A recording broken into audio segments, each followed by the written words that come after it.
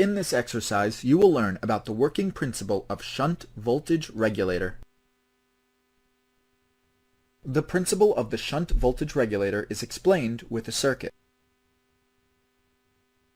Shunt regulator always produces a constant DC output voltage from a varying input DC voltage. Shunt voltage regulator circuit comprises of Zener diode Z sub 1, transistor T sub 1, load resistance R sub L, fixed resistance R sub 1, and current limiting resistance R sub 2. The transistor is the regulating element which is used to regulate the voltage to the load. Transistor base is provided with a constant reference voltage by the Zener diode.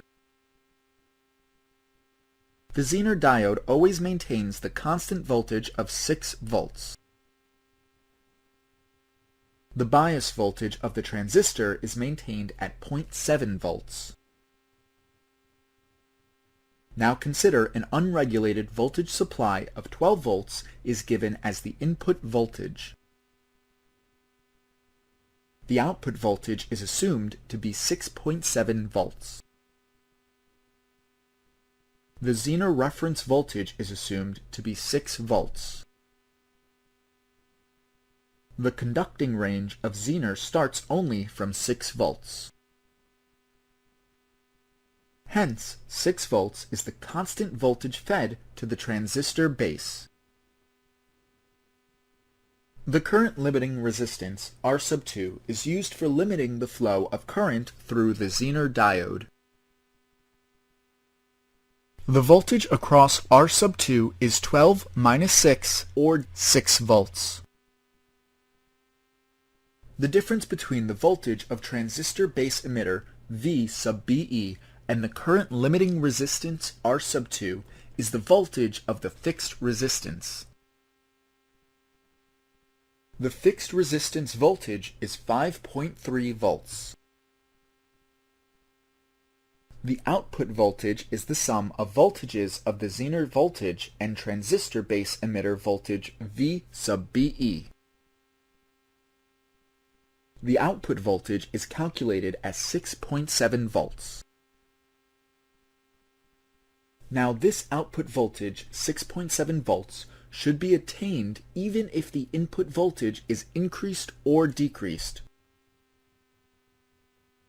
Assume that the input voltage is increased to 12.1 volts.